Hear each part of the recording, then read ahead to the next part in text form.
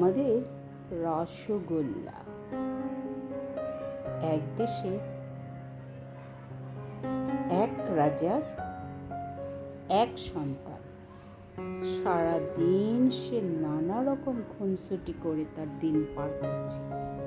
কথায় আছে, মার চেয়ে মাসির দরদ বেশি। তাই তার মাসিরা যখন তখন তাকে যেখানে সেখানে ধরে আদর করছে।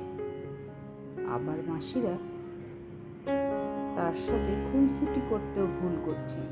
এই যে উনি কিন্তু ওর মাসি, সারাদিন এই মাসির পিছনে লেগে আছে। আবার যখন টায়ার্ড হয়ে যাচ্ছে, মাকে ধরে খেয়েও নিচ্ছে। রসগোল্লা দিন দিন একটু একটু করে বড় হচ্ছে আর বড়দের কাছ থেকে দুষ্টামি শিখে নিচ্ছে।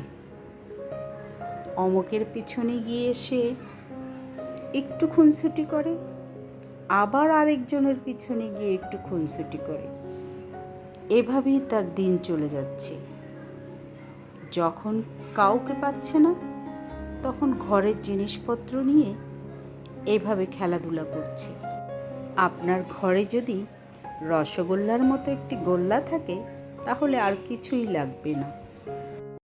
বিড়াল একটি প্রশান্তির নাম।